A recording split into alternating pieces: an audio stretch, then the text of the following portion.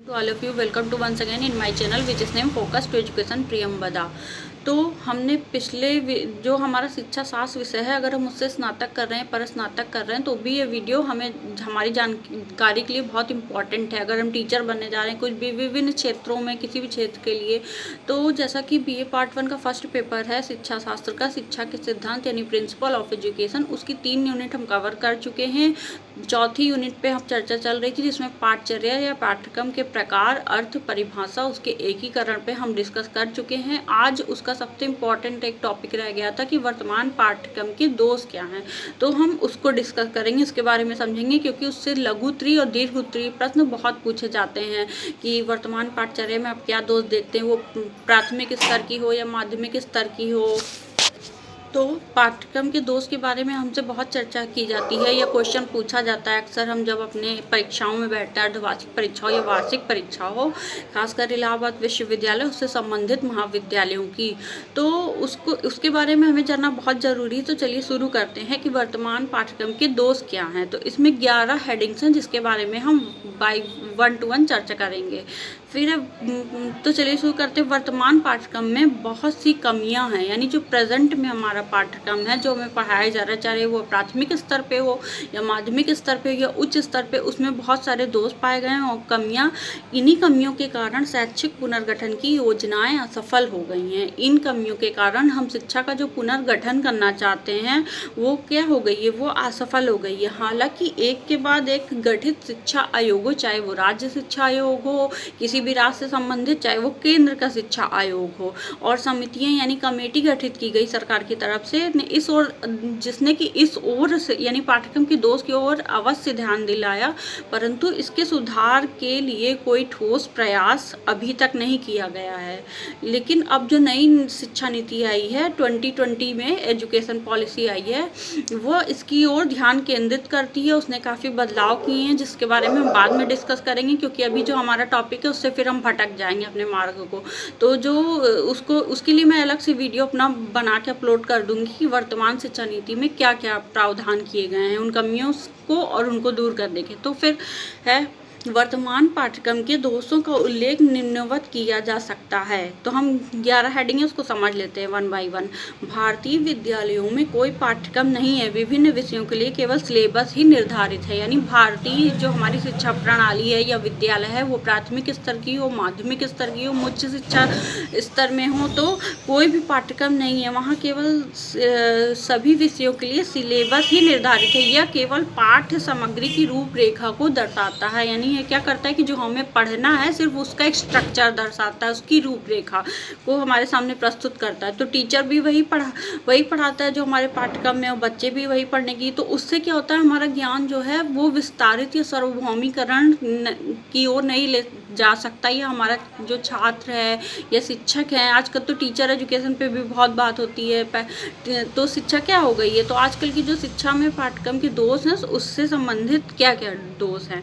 फिर सैद्धांतिक विषयों की दूसरा हेडिंग है, ये सैद्धांतिक विषयों की प्रधानता है। मतलब क्या, हमारे पाठ्यक्रम जो सैद्धांतिक विषय हैं जिनमें सिद्धांत प्रतिपादन किए गए, चाहे वो प्राथमिक स्तर पे हो, माध्यमिक स्तर पे या उच्च स्तर पर, उसमें पाठ्य सहगामी क्रियाओं का पूर्णतः अभाव है। यानी जो हम पढ़ना चाहते हैं उससे संबंधित जो सहगामी क्रियाएं हैं यानी गतिशील, उनका पूर्णतः अभाव है। फलतः छात्र सिद्धांत तो सीख जाते हैं पर किंतु उसके व्यवहारिक पहलू से अनभिज्ञ रहते हैं। मतलब वो सिद्धांत तो जान जाते हैं कि ये कौन सी थ्योरी है किस चीज़ की। जब हम साइकोलॉजी पढ़ते हैं तो विभिन्न प्रकार की थ्योरीज को पढ़ते हैं, वो पर्सनालिटी से संबंधित हो या वो किसी भी क्षेत्र से संबंधित हो, उस सिद्धांत को हम पढ़ते हैं।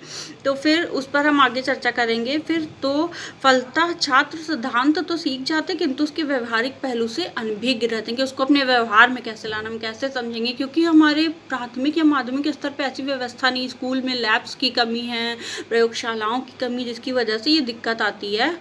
फिर है तीसरा, पाठ्यक्रम में सभी विद्यार्थियों को एक ही तथ्यों का अध्ययन करना पड़ता है। पाठ्यक्रम में सभी विद्यार्थी जितने जितने भी स्टूडेंट हैं, छात्र हैं, छात्राएं, उनको एक विषय, उनको एक ही तथ्य, एक ही फैक्ट, कोई एक फैक्ट हमें एक थ्योरी बता दी गई कि ये थ्योरी ऐसी, इससे ऐसा होता है, तो उसको हम समझ जाते हैं और उसी को हम रट लेते हैं, याद कर लेते हैं, उसको हम अप्लाई नहीं कर पाते सामाजिक जीवन में, आर्थिक जीवन में, कि हमें कुछ ज़रूरत पड़े, अगर हम युवा होते हैं, वयस्क होते हैं, तो किस प्रकार हम अपनी तो इस शिक्षा को व्यक्त करेंगे या उसके हिसाब से अपने राष्ट्र, देश, समाज को प्रगति की ओर ले जाएंगे, तो उसको हम नहीं कर पाते।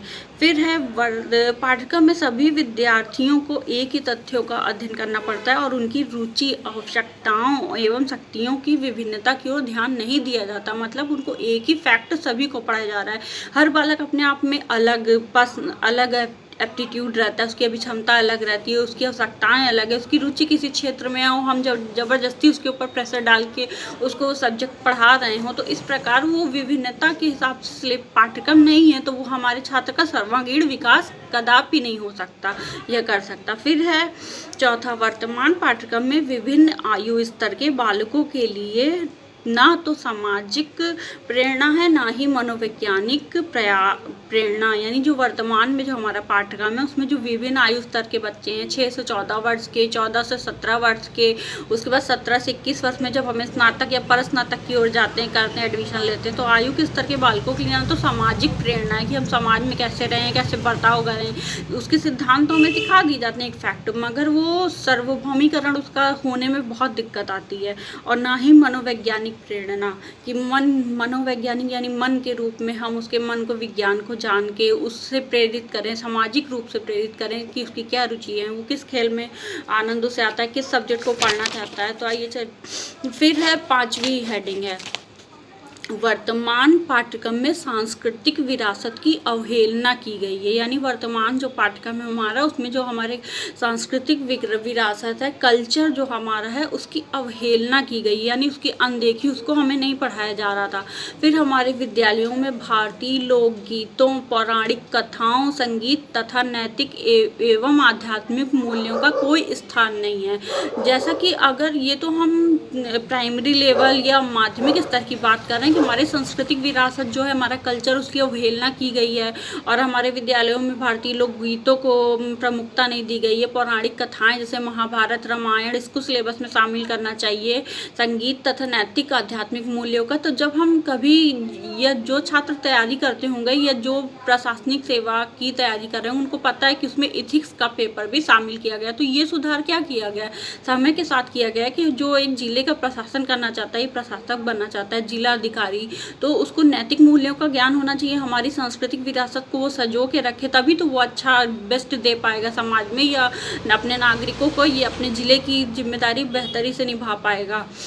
फिर है 6वां, वर्तमान पाठ्यवस्तु बोझिल एवं आध्यात्मिक विषय समेटे हुए। वर्तमान पाठ्यवस्तु क्या है, बोझिल है, बहुत ज़्यादा बोझ इस पे कि तमाम तरह के, यानी 17 सब्जेक्ट हो गए, 18 या 6 या 7 सब्जेक्ट हमें पढ़ने पड़ रहे हैं, तो बोझिल हो जाता है।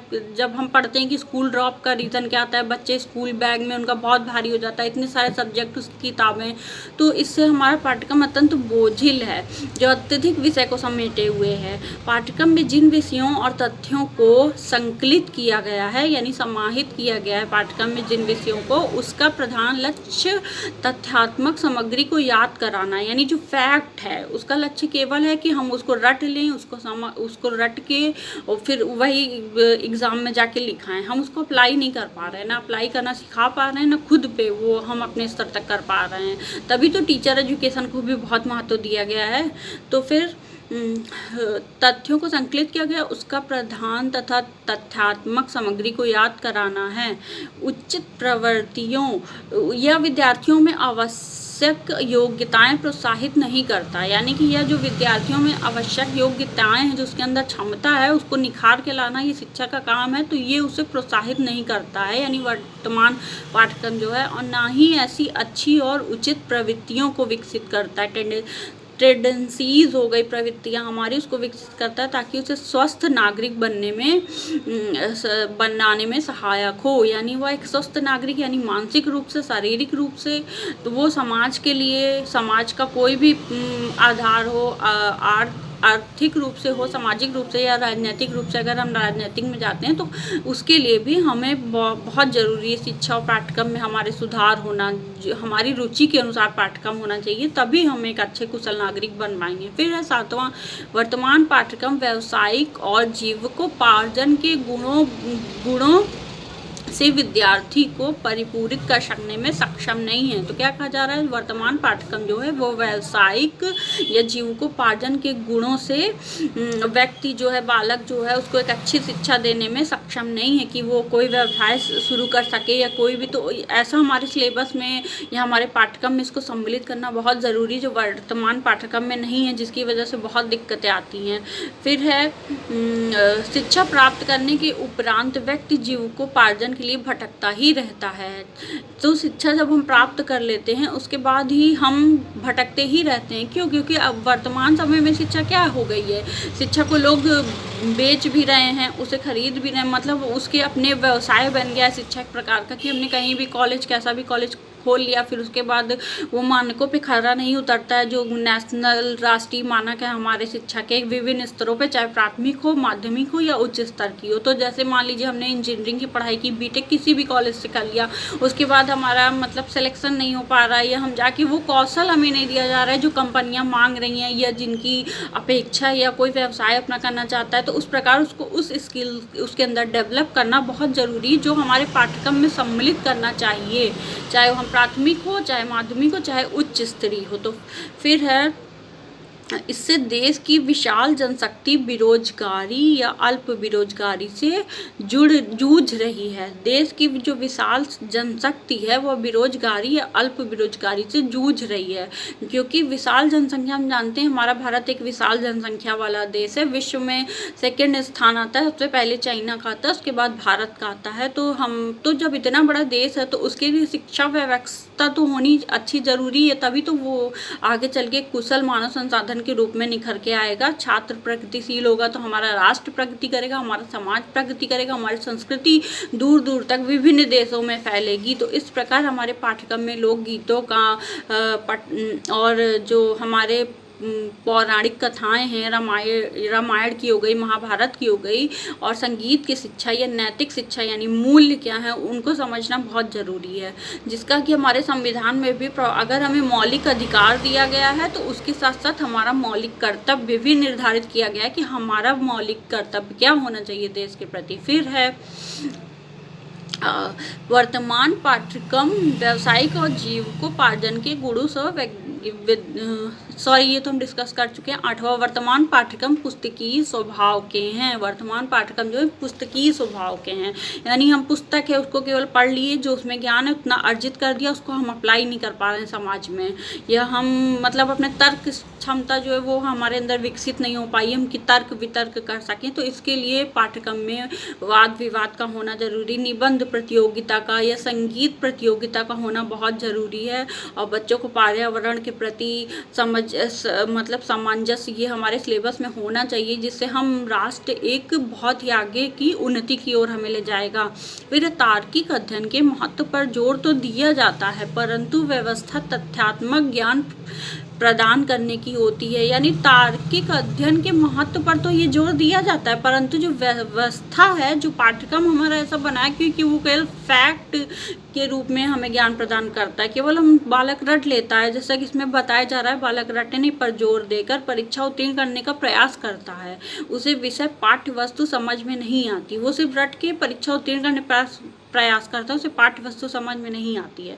फिर है 9वां, माध्यमिक शिक्षा आयोग के अनुसार वर्तमान पाठ्यक्रम संकीर्ण धारणा पर आधारित है। माध्यमिक शिक्षा आयोग क्या कहता है कि जो वर्तमान पाठ्यक्रम है वो बहुत ही संकीर्ण मतलब बहुत ही समेटे, बहुत ही छोटा, उसकी एक सीमा है, मतलब उसका दायरा बहुत ही छोटा है, जो उसे उसी धारणा पर आधारित है। ये विद्यार्थियों को केवल कॉलेज में प्रवेश लेने के लिए तैयार करता है, जीवन के लिए नहीं। मतलब हम प्रवेश तो ले सकते हैं, उसको एंट्रेंस दिया, हमने रट लिया, रट के हमने एग्जाम पास किया, हम महाविद्यालय में एडमिशन ले लिया या किसी विश्वविद्यालय में, लेकिन जब हमको वो चीज़ समझ नहीं आएगी, हम उसको अपने जीवन में, सामाजिक जीवन में, आर्थिक जीवन में, राजनीतिक जीवन में उपयोग में नहीं ला सकते हैं, तो हमारी उस प्रकार की शिक्षा व्यर्थ है, यह पाठ्यक्रम किसी काम का नहीं है। फिर है माध्यमिक वो विद्या जीवन के लिए नहीं है। इसमें ना तो वर्तमान समाज की समस्याएं सम्मिलित हैं कि जो हमारा वर्तमान समाज है उसमें विभिन्न प्रकार की जो समस्याएं हैं, आर्थिक रूप से क्या समस्या है या सामाजिक रूप से क्या समस्या, उसकी लैंग्वेज अलग है, उसका कल्चर अलग है, तो वो उसकी मतलब कि जो जिस भाषा का छात्र है उसको उसी भाषा में शिक्षा प्रदान की जाए, तभी वो दुगनी तेजी से प्रगति की ओर अग्रसर होगा। ये इसका एक छोटा सा उदाहरण था, आप लोग खोजिएगा पढ़िएगा तो आप लोगों को और भी मैटर मिलेंगे इससे संबंधित। फिर है माध्यमिक शिक्षा पाठ्यक्रम पर परीक्षा का अत्यधिक प्रशासन है। पाठ्यक्रम जो हमारा उसका उस पर क्या किसका प्रशासन है, किसका एडमिनिस्ट्रेशन है, हमारी परीक्षा का एडमिनिस्ट्रेशन है, प्रशासन है। परीक्षा का डर विद्यालय कार्य को अत्यधिक भयावह बना देता है। परीक्षा का डर क्या करता है, विद्यालय जो कार्य हम करते हैं अत्यधिक भयावह बना देता है, यानी डरावना बना देता है। फिर परीक्षाएं ना तो विश्वस्त हैं, ना ठोस, ना वस्तुपरक, ना ही व्यापक। तो परीक्षाएं क्या है, ना ही तो विश्वास करने लायक हैं। परीक्षाओं में भी हमें देखा जाता है, कभी हमें मतलब कि जब हम एग्ज़ाम सेंटर पे जा रहे हैं या एग्ज़ाम दे रहे हैं तो वहाँ पे नकल की सामग्री हमें मिल रही है, हम उसको लेके पढ़ के रट के एग्ज़ाम तो हमने पास कर लिया, एडमिशन ले लिया, पर जो ज्ञान हमें होना चाहिए अर्जित, जिससे हम अपने अंतर मन के, प्रत्येक छात्र प्रत्येक बालिका हो उसके अंतर मन के ज्ञान को बाहर निकाल कर, उसके कौशल को बाहर निकाल कर उसको डेवलप करके समाज में एक अच्छे प्राणी के रूप में बनाने के लिए ये वर्तमान पाठ्यक्रम में दोष जो नहीं बना सकता तो दोष है उसमें, ऐसी व्यवस्था होनी चाहिए, ये कहा जा रहा है यहाँ पे। फिर है कि वर्तमान पाठ्यक्रम इस बात पर ध्यान नहीं देता कि बालक के व्यक्तित्व का पूर्ण विकास हो सके। वर्तमान जो पाठ्यक्रम है वो इस बात पर ध्यान ही नहीं देता कि बालक के व्यक्तित्व का पूर्ण विकास हो सके। पाठ्यक्रम बालक के शारीरिक, बौद्धिक, सौंदर्यात्मक, सामाजिक, सांस्कृतिक, नैतिक, आध्यात्मिक व व्यावसायिक विकास में सहायक नहीं है। जो पाठ्यक्रम है वो न शारीरिक विकास में, बौद्धिक चीज़ से हमारा इंटेलिजेंट, हमारी मानसिक क्षमता बढ़े उसका बढ़ावा वस्तुपरक है, ना ही व्यापक है, ना ही व्यावसायिक विकास में सहयोगी है, ना ही आध्यात्मिक विकास पे। उसके बाद है माध्यमिक शिक्षा आयोग ने वर्तमान पाठ्यक्रम के निम्नलिखित दोषों की ओर ध्यान दिलाया। तो हमारा जो माध्यमिक शिक्षा आयोग है उसने क्या किया, हमें उसके अनुसार वर्तमान पाठ्यक्रम में निम्नलिखित दोषों की ओर ध्यान दिलाया गया। ये 10 हैं, इसको हम 1 बाय 1 समझ लेते हैं। पहला है पाठ्यक्रम पुस्तकीय व सैद्धांतिक है। हमारा जो पाठ्यक्रम है वो पुस्तकीय है, पुस्तकीय ज्ञान से संबंधित है। वो सैद्धांतिक यानी कि फैक्ट को, किसी थ्योरी को रट लेना और उसे हम अप्लाई अनुप्रयोग नहीं कर पा रहे हैं। फिर है पाठ्यक्रम में परीक्षा की दृष्टि से विषय वस्तु रखे गए। पाठ्यक्रम में जो परीक्षा होनी है उसमें जैसे उसकी दृष्टि, जिस रूप की परीक्षा होगी वैसे ही विषय वस्तु रखी गई है, ना कि छात्रों की रुचि का चयन किया गया कि उनकी आवश्यकता क्या है, उनकी रुचि क्या है, योग्यता क्या, क्षमता क्या है कि जिससे वो समाज में कुशल नागरिक बन सके, इसकी पूर्णता अनदेखी की गई है। फिर तीसरा है व्यावसायिक विषयों का सर्वथा अभाव है। जो व्यावसायिक विषय हैं उनका सर्वथा अभाव, या तो हम आर्ट पढ़ते हैं या तो साइंस। अब कॉमर्स का चलन हो गया, हम कॉमर्स लेते हैं जिससे हम सीखते हैं, वाणिज्य विज्ञान की पढ़ाई करते हैं, किंतु ये मतलब कि बहुत से विद्यालयों में जिसकी इसकी व्यवस्था नहीं है। फिर है चौथा, बालकों के जीवन से दूर दूर तक संबंधित नहीं है। बालक का जो जीवन है, बालक सामाजिक प्राणी है, तो उसमें ये पाठ्यक्रम दूर दूर तक हमारे भिन्नता से संबंधित नहीं है जीवन से। उसके बाद है पाठ्यक्रम में व्यक्तिगत भिन्नता का कोई स्थान नहीं है। जो हर छात्र अपने आप में व्यक्तिगत भिन्न है, यानी इंडिविजुअल पर्सनालिटी उसकी एक अलग है कि उसकी रुचि क्या, उसकी अभियोग्यता क्या है, ये जन्मजात क्षमता है उसके अंदर, उसको निखारने का, उसको बाहर लाने का कोई भी उपाय स्थान नहीं दिया गया है। उसके बाद पाठ्यक्रम में क्रियात्मक पहलुओं का अभाव, कि बच्चा क्रिया करके कुछ सीखना चाह रहा है, प्रयोगशालाएं हो तो उनका अभाव है विद्यालयों में। फिर पाठ्यक्रम में जनतांत्रिक मान्यताएं नहीं है, क्योंकि हम जानते हैं कि हम दुनिया के सबसे बड़े लोकतांत्रिक देश हैं, लेकिन फिर भी हमारे यहाँ पाठ्यक्रम में जनतांत्रिक मान्यताएं नहीं है, जिसकी वजह से बालक को अपने संविधान, अपने राष्ट्र, अपने लोकतंत्र की विशेषता के बारे में ज्ञान नहीं अर्जित कर पाता वो, ना ही शिक्षक को ही इतना ज्ञान होता है। फिर 8वां पाठ्यक्रम अध्यापक केंद्रित है। पाठ्यक्रम क्या है, टीचर सेंटर्ड है, यानी अध्यापक को जो जैसा वो पढ़ाना चाहता है, उसकी रुचि क्या है, उसकी योग्यता क्या है, और छात्र को बिल्कुल से निष्क्रिय कर दिया गया है कि वो केवल जो फैक्ट पढ़ाए जा रहे हैं वो सीख लिया, रट लिया, परीक्षा उत्तीर्ण कर लिया, उसके हाथ में डिग्री आ गई, मार्कशीट आ गई, बस। और उसको मतलब कि अध्यापक केंद्रित या फिर है 9 पाठ्यक्रम रटने पर अधिक बल देता है। जो हमारा पाठ्यक्रम है वो रटने पर बल देता है, समझने पर नहीं। 10वां नैतिक एवं धार्मिक शिक्षा का अभाव है। जो नैतिक शिक्षा है और धार्मिक शिक्षा है उसका अभाव है, चाहे वो प्राथमिक शिक्षा में हो, माध्यमिक में हो या उच्च में हो। हालांकि अब जब वर्तमान हमारी नीति आ गई है 2020 में, राष्ट्रीय शिक्षा नीति, तो उसमें काफ़ी प्रयोग किए गए हैं, सुधार किए गए हैं, चाहे वो प्राथमिक स्तर पे हो, चाहे माध्यमिक स्तर पे, चाहे उच्च स्तर पे, सभी के शिक्षा में सुधार किए गए हैं। तो इस प्रकार से आज हमने जाना कि वर्तमान पाठ्यक्रम या पाठचर्या के दोष क्या क्या हैं, जो कि हमारे एग्जाम में बहुत पूछा जाता है। तो अब इसके बाद हम एक नई यूनिट पर चर्चा करेंगे या कोई नया टॉपिक लाएंगे। तब तक के लिए आप लोग देखिए, शेयर कीजिए, कमेंट कीजिए, और अगर आपको वीडियो अच्छा लग रहा हो तो प्लीज़ सब्सक्राइब कीजिए मेरे चैनल को। आप सभी सीखने वालों को मेरा नमस्कार।